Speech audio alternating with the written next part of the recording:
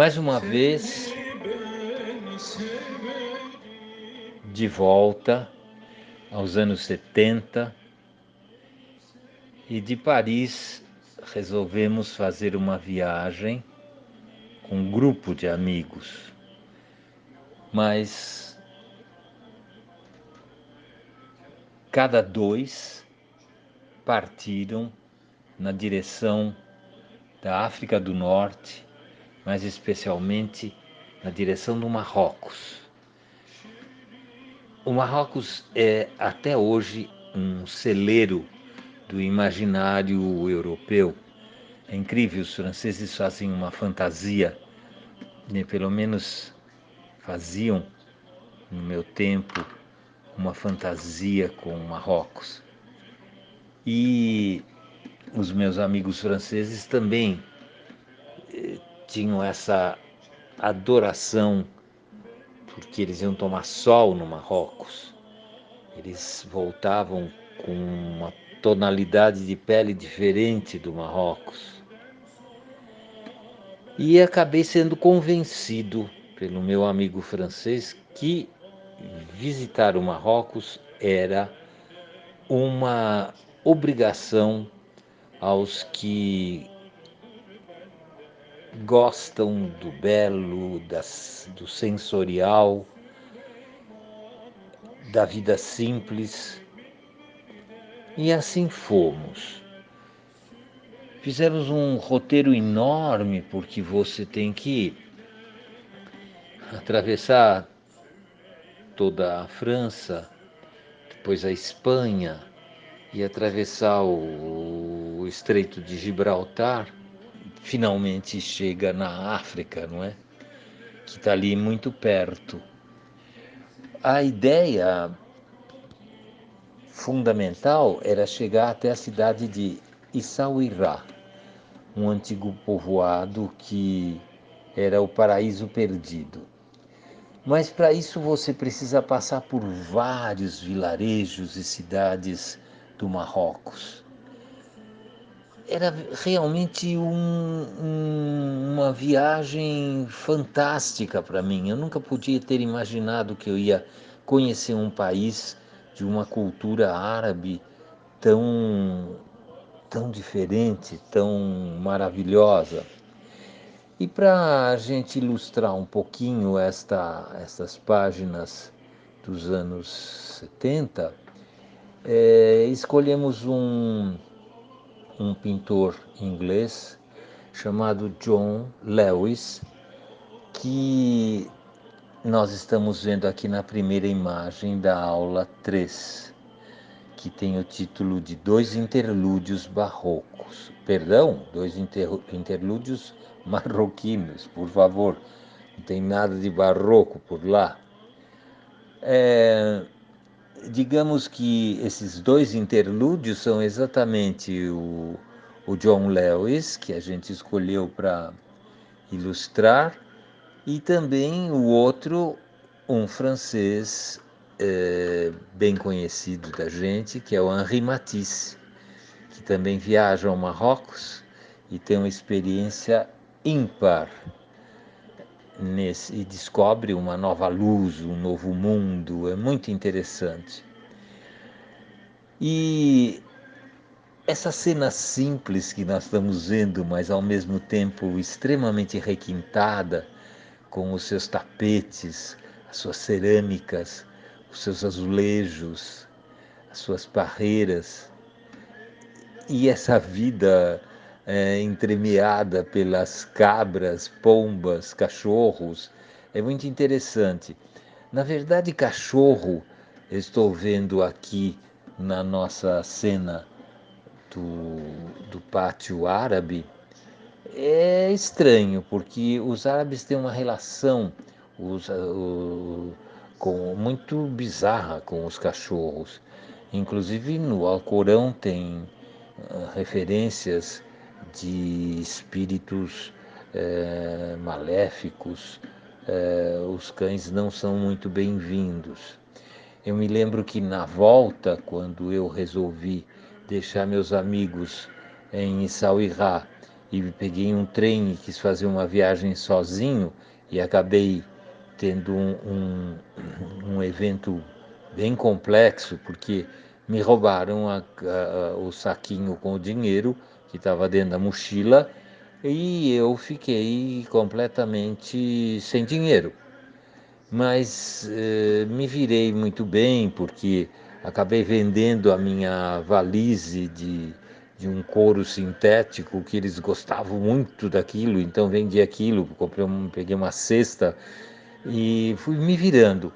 E encontrei dois franceses que estavam em Marrakech, e eles tinham um cachorro chamado Tafu, que era sensacional, era um pastor belga lindíssimo, com pelo reluzente preto, né? Belíssimo. Ele tinha um passaporte amarrado no pescoço, mas o Tafu tinha, os donos morriam de medo, porque os árabes têm pavor dos cães. Então tinha uma série de convívios estranhos. Nós ficamos numa casa de um pastor de ovelhas, que era conhecido do meu amigo francês, que ia todo o verão para o Marrocos. E ficamos na casa desta família. Foi uma experiência incrível, porque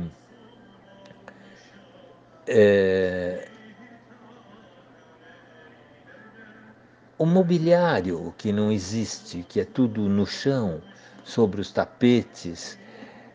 Logo que a gente chegou, foi servido um prato, o objeto, o prato já era maravilhoso, de uma cerâmica, de uma maiólica de cores deslumbrantes, que ficava no meio do tapete e e todos ficavam sentados em volta e iam comendo no mesmo prato. Tudo isso era muito fascinante.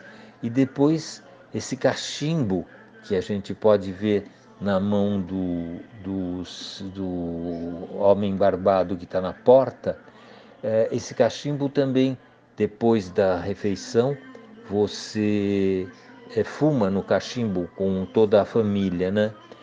É, o prato era um cuscuz marroquino maravilhoso com amêndoas e, e com as carnes de pato. Eles tinham feito, era um cuscuz marroquino com um cozido de carne de pato e legumes.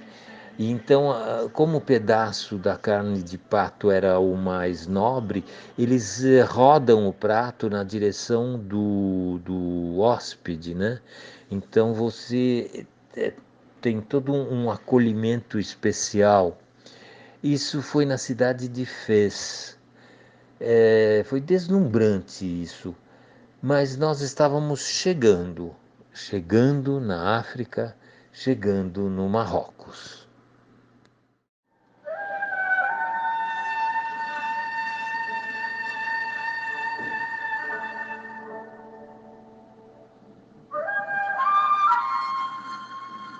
É fascinante ver essa cena doméstica do Henri Matisse e aquilo que a gente comentava dos hábitos, tudo par terre, tudo no chão, né? Tudo sobre tapetes. E é muito curioso como Matisse nos convida a entrar nessa grande tela do interior marroquino. Eu acho que quem gosta do Matisse, como eu, lembra muito bem que os peixinhos vermelhos que moram hoje essa tela importantíssima, os peixinhos vermelhos, faz parte do acervo russo, né? Os russos são os grandes colecionadores de Matisse e de Picasso. eles acreditaram na arte contemporânea muito antes que os próprios franceses. O Matisse fazia muito mais sucesso entre os russos do que entre os franceses. Depois os americanos também, que compraram muitos Matisses. Mas os peixinhos vermelhos, é muito interessante que aqui ele faz uma alusão, ele faz um toque para a gente lembrar dos peixinhos vermelhos no seu famoso quadro, né? Eu me lembro que quando a gente chegou na cidade de Tetuan, eu acho, não, Oizane, isso mesmo. Ficamos numa pensãozinha, sempre era a mais barata possível. E no Marrocos tudo era muito barato e podia-se comer muito bem. Você ia no mercado, comprava as tâmaras, o iogurte, o pão, a manteiga, o queijo de cabra, e você fazia uma refeição maravilhosa com os tomates. E logo que a gente entrou, o colchão era colocado no chão, sobre um tapete. O chão era de tijolo excessivamente encerado e limpo. Tinham dois cestos, um com laranjas e o outro com maçãs. Era uma maravilha esse jeito da recepção marroquina, né? É bonito também nesse quadro que a gente está vendo, que o Matisse nos convida a, a entrar no interior marroquino através da estética e da simplicidade e do conforto que o Matisse proporciona. Bom, o Matisse falava que ele queria que a pintura dele fosse como uma poltrona, aonde o espectador pudesse sentar-se e relaxar da fadiga do dia a dia, da angústia e da solidão, ah, e descobrir a solidão estética, silenciosa e amiga, né? O Matisse é a simplicidade absoluta. Tudo acontece com poucas imagens, com pouco desenho.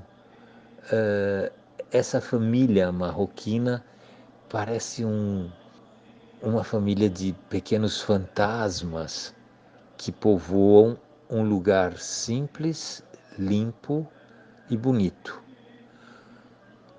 O Marrocos era, a minha impressão do Marrocos, logo que chegamos, era mais ou menos isso.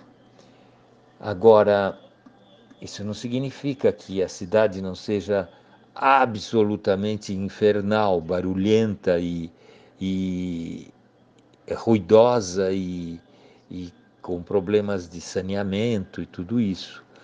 Mas foi um encanto esta viagem ao Marrocos. E eu gosto muito de lembrar quando o Matisse estava saindo de viagem. Isso você tem que lembrar que nós estamos no final do século XIX e todo mundo foi se despedir, que maravilha, alguém que ia fazer uma viagem tão longa, né? E ele falava assim: o incrível é que essas pessoas não sabem que de lá eu já gostaria de estar voltando, porque o Matisse teve sempre uma relutância pelas viagens, né? Ele não gostava de viajar, mas como o olhar do artista tem que se expandir, né? Tem que ver a outra luz, O E depois eles estavam começando com a modernidade, né. Os trens começam a levar os impressionistas de cá para lá, de lá para cá. Isso não acontecia nunca, né.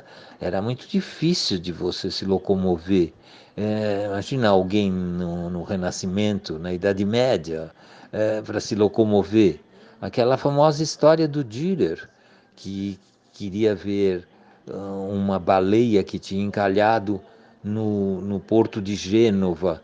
Ele, ele vai da Alemanha ah, até Gênova para ver a tal da baleia que encalhou. Quando ele chega lá, ele vê apenas alguns ossinhos da baleia, mas isso não trazia nenhum grande transtorno, nenhum grande desgosto. Ele sabia que ele ia ver os ossos apenas, mas o deslocamento até o lugar, esse caminhar na busca do, dos ossos da baleia, que ele desenha com todo o espírito possível, e a gente encontra esse aspecto da antiguidade no Marrocos até os idos dos anos 70. Depois nunca mais voltei ao Marrocos, mas era impressionante como você tocava a antiguidade facilmente neste país encantado, né?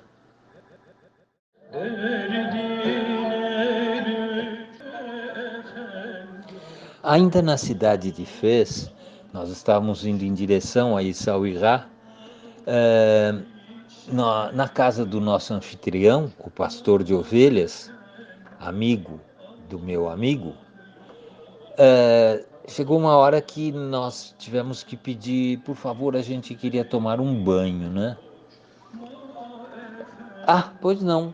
Um dos filhos, mais jovenzinho, foi nos levar até o banho, porque você não tinha banho em casa. Não sei hoje como funciona isso, mas você tem um banho por quadra, né? Por bairro. Então os banhos são públicos. E você vai tomar um banho absolutamente mitológico, porque foi excepcional. Nós encontramos uma gravura antiga que ilustra um pouco daquele espírito. O banho marroquino que eu frequentei na cidade de Fez tinha um caráter muito mais primitivo que esse. Não era tão sofisticado, não tinha essa cúpula entrando, recortando o espaço com raios de luz. Não, era muito mais sombria e parecia um, uma, um espaço eh, realmente da antiguidade, né? Nós descemos uma escadaria completamente íngreme, tudo em pedra. Antes eu gostaria de contar que você sabe quando aonde tem um banho, pela pirâmide de casca de amêndoa na porta e com alguns empregados com uma pá jogando essa casca de amêndoa na caldeira. Eles aquecem a água dos banhos com a casca da amêndoa. Eles utilizam tanta amêndoa e eles produzem tanta amêndoa que é possível usar as cascas como combustível.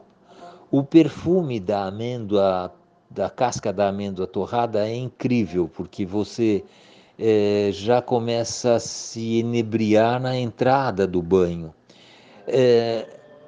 O banho é quase que um banho lustral, ou seja, não é um banho comum. Eles usam como uma purificação realmente. Então, nós descemos as escadas, chegamos no grande átrio da casa de banhos e você vê algumas pessoas sentadas no chão se banhando, né? Veio na nossa direção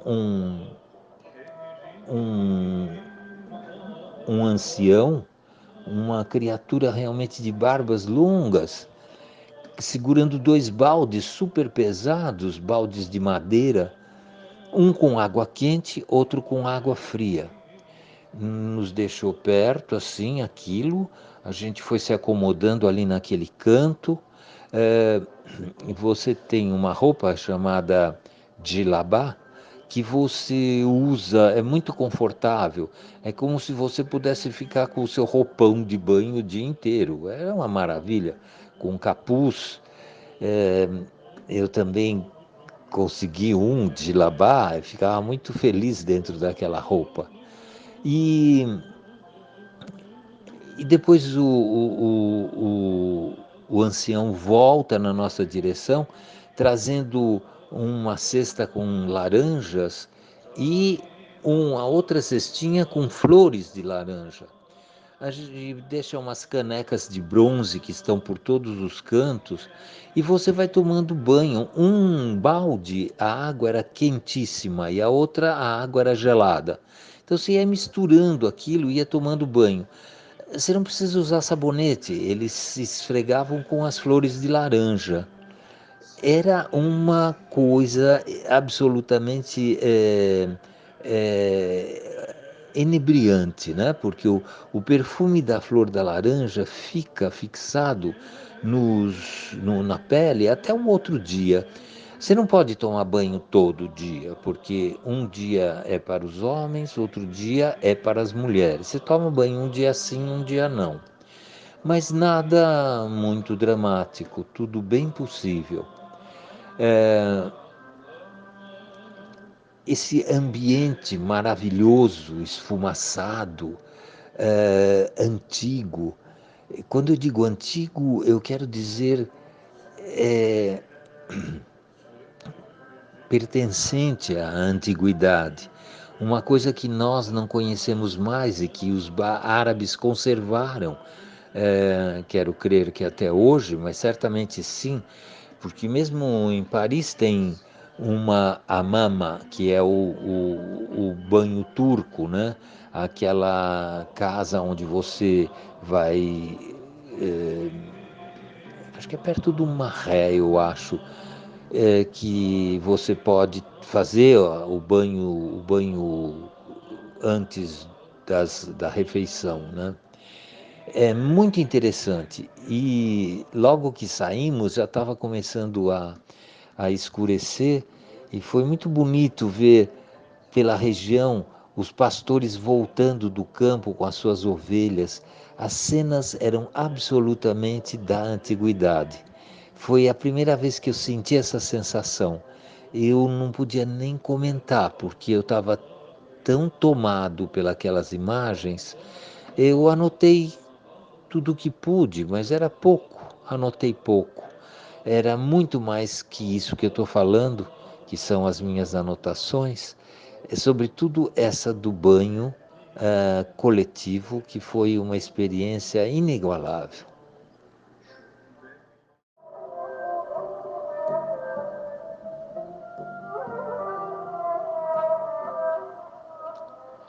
Outro aspecto que eu anotei com ardor foi o da música marroquina. Eu fiquei encantado com aquilo, sobretudo com os instrumentos e muito mais com a partitura. Eu nunca podia imaginar uma partitura que era feita em forma circular. A leitura da música era feita de forma circular. Era fascinante. E os alaúdes por todos os lados, por todas as lojinhas de dos luthiers pela rua, os alaúdes eram obras-primas. Eu fiquei fascinado. Eu guardei um dinheiro para comprar um alaúde, custava pouquíssimo e não pude comprar porque quando eu fui roubado na minha viagem de trem solitário, a viagem que foi solitária, e eu perdi as esperanças de comprar meu alaúde. Mas eles são lindos, são objetos de grande mestria da arte dos luthiers árabes, né? E as cenas de interiores como esta sempre são muito cálidas, por causa dos tapetes todos, mas o que aquece mesmo são os sons reproduzidos dos instrumentos tão bem cuidados nesse mundo fantástico. Esse quadro é do Lewis. A gente vai tentar fazer o século XVIII inglês com o século XIX e XX do Matisse, é, um contraponto.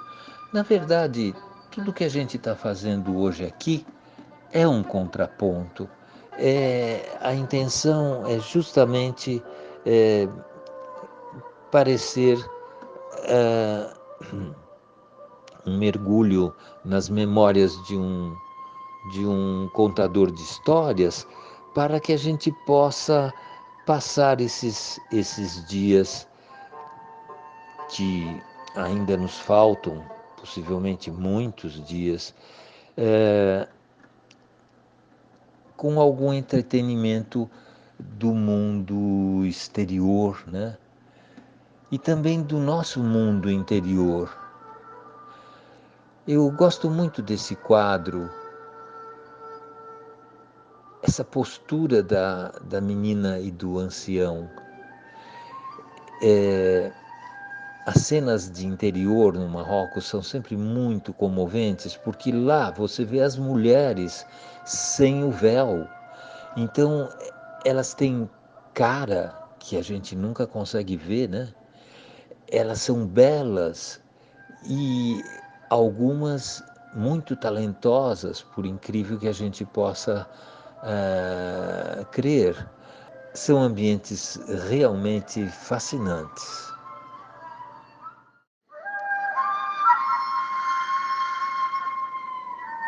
Nos anos de 1912 até 1918, o Matisse se apresenta em Paris em doses, algumas pílulas, na verdade, da pintura marroquina que ele tanto trabalhou.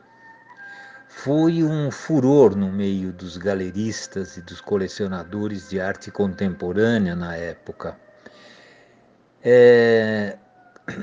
Como tínhamos falado em algum momento, tanto Matisse quanto Picasso foram altamente valorizados pelos russos e pelos americanos, em detrimento do reconhecimento francês.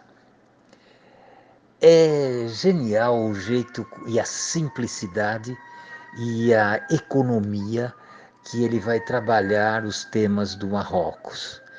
Nós estamos sempre tentando comparar a pintura romântica com a pintura moderna do Henri Matisse. O Matisse é filho dos impressionistas. O Matisse é filho direto do Cézanne.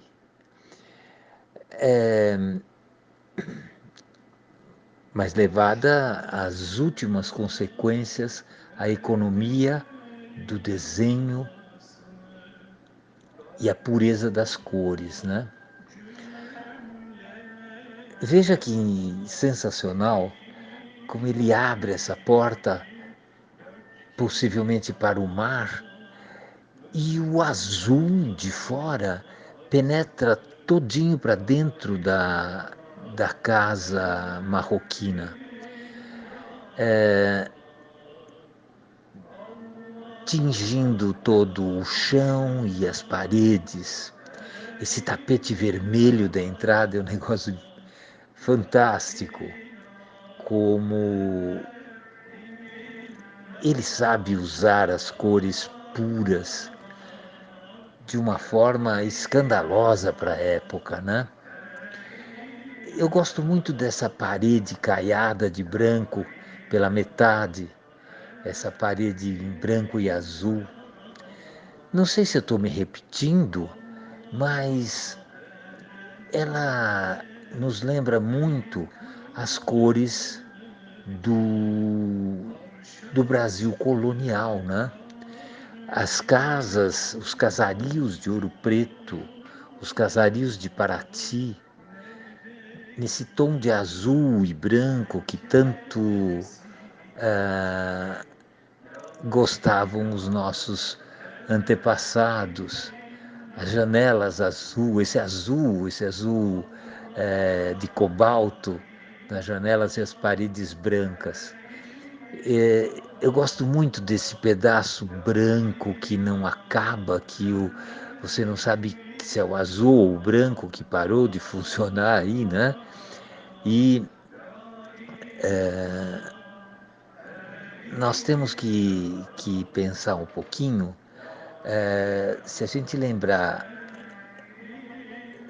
das imagens do nosso amigo romântico, o Lewis, o John Lewis, o pré-rafaelita inglês do século XIX, existe um abismo entre os dois, né?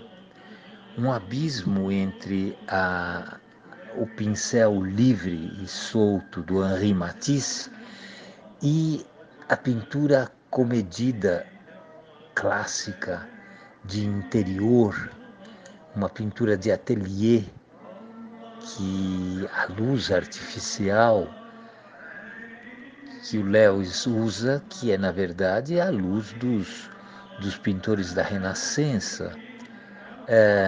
Ninguém está querendo achar que um é mais bonito que o outro, mas nós estamos tentando ver como é que as páginas vão se virando na história da estética, na história da arte, né? O, o quadro que vocês estão vendo vai se chocar profundamente com o próximo, mas é muito prazeroso poder fazer esta comparação sem sem nenhum conceito de valor, mas entendendo como as coisas mudam, como as coisas passam, como elas se transformam. Ah, mas eu gostava muito mais da pintura realista. Isso é um problema de gosto, né? Mas a história não para, as cabeças não param de reinventar o mundo visível, né?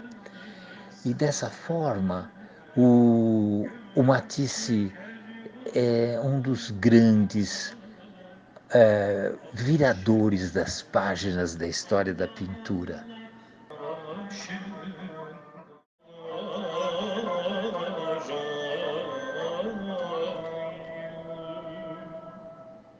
Voltamos mais uma vez para a pintura do John Lewis, o século XIX inglês. Deus, como deve ter sido o olhar dessa gente sobre o mundo árabe. Da forma que nós estamos vendo, completamente idealizada, mas de um lirismo extraordinário.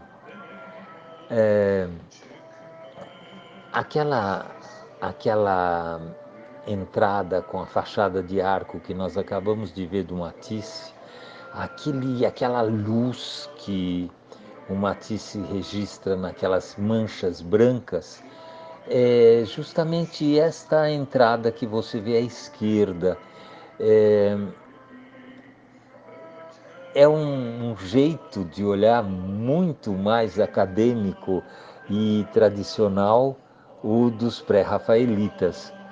Esse era o papel deles nessa confraria, né? Eles querem pintar com um pincel transparente dos pintores que povoaram a Itália antes do Rafael. Por isso que eles chamam pré-rafaelitas. E eles usam uma paleta deslumbrante, né? Este homem árabe, possivelmente um mercador rico, de uma elegância extraordinária, Começamos pela indumentária da criatura, as sandálias, os tecidos e o seu balcão forrado com um tapete encantador e algumas cerâmicas preciosas também. Eu gosto muito das texturas que o Lewis passa para gente, né? Esse chão cheio de peninhas e algumas flores. Eu falo das penas porque as pombas no Marrocos têm uma função extraordinária. Todo mundo tem o seu pombal. Eles fazem muitas. A gastronomia marroquina é a base da carne, é a base da pomba. As pombas são extremamente utilizadas na cozinha marroquina. Eu mesmo experimentei uma torta de amêndoa feita com amêndoa e o coração das pombas. Era uma iguaria. Eu me senti um pouco constrangido, confesso, com essa história de comer o coração da pomba, mas era muito gostoso. Você comia essa torta com uma salada que eles faziam com damasco. A comida é muito interessante. Fora o chá. O chá marroquino é impressionante.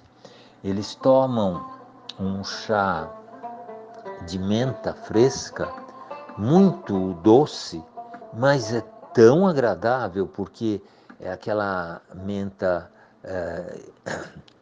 esmagada. A menta no Marrocos tem um perfume fortíssimo. É, a gente sabe que a hortelã tem várias qualidades e várias intensidades de aroma, né? Então, eles têm uma hortelã perfumada, maravilhosa. Você toma o chá no Marrocos num copo, não é numa xícara, numa caneca, não. Sempre num copo de vidro. Eles colocam, antes de colocar o chá, um tanto de açúcar no fundo do copo e plantam nessa açúcar um ramo de menta fresca. Então ela fica espetada nessa açúcar, o ramo de menta fresca. É aí que eles vão colocar o chá, que também é feito da menta, em cima dessa menta que murcha dentro deste copo. E ainda por cima eles colocam pétalazinhas de flor de laranja na superfície do chá. Então é cheio de, de atitudes sensoriais que estimula os odores, é cheio de perfumes, realmente muito, muito, muito refinada a cultura marroquina.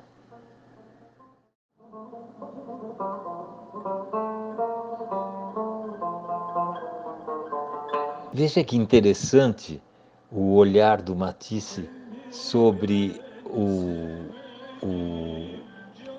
personagem do Marrocos, né? Então, aquele luxo que a gente vê detalhado no mundo da pintura do Lewis, agora ganha uma simplicidade absoluta no olhar do Matisse. É tudo muito puro, simples, as manchas de luz, as tonalidades mesmo da barba, que acaba, porque o Matisse vai fazer as sombras quase todas em verde, né? Não podemos esquecer que ele vai aprender essa finesse e essa mestria, esse savoir-faire com o grande Paul Cézanne.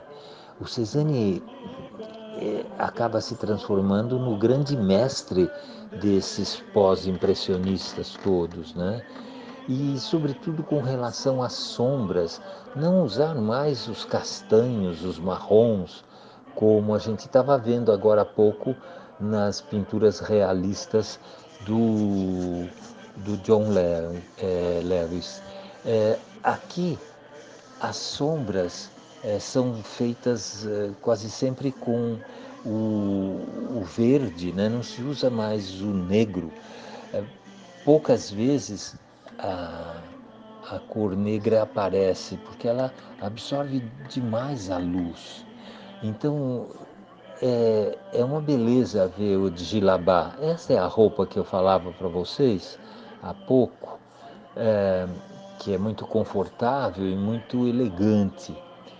E engraçado, eu me lembro que quando eu entrei na loja para comprar o meu Djilabá, eu fiquei chocado, porque tinham algumas mulheres, elas estavam com, sem o véu lá dentro, mas eu entrei e imediatamente elas se enrolaram nos tecidos e daquele momento em diante eu não sabia mais o que era as mulheres ou as peças, muito tecido naquelas lojas, né? Eles gostam muito desses panos todos. E, e eu comprei um Djilabá claro, muito claro, quase uma cor crua. Aí a senhora falava um francês complexo, mas a gente se comunicava bem. Ela falou que não podia um jovem usar um djilabá claro, porque as roupas claras eram reservadas aos homens maduros e anciãos. É, eu fiquei completamente chocado, porque eu queria aquela cor crua, tão bonito. Na verdade, eu acabei comprando, tive que mentir para a senhora que eu ia levar para alguém, mas eu usei o Djilabá durante a viagem toda, que durou, sei lá, um mês talvez. A gente fazia extravagâncias, né? Um mês de viagem com, sei lá, com 200 francos. E eu gosto muito de ver como o Matisse resolve o problema da cor na cabeça desse homem, né? Todas as sombras. Ele quase vira uma máscara egípcia, se você vê bem os olhos e as sobrancelhas. Agora, o turbante é muito legal também, esse tom de amarelo. E o fundo, o que vocês me dizem? Este fundo que é dividido em azul e um verde do lado de cá. É fascinante a simplificação do mundo, da imagem, o refinamento dessa indumentária marroquina revela um luxo despojado, se é possível falar assim, de uma criatura, né?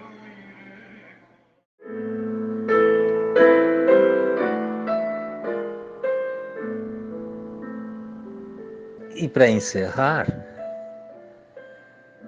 nós escolhemos a oração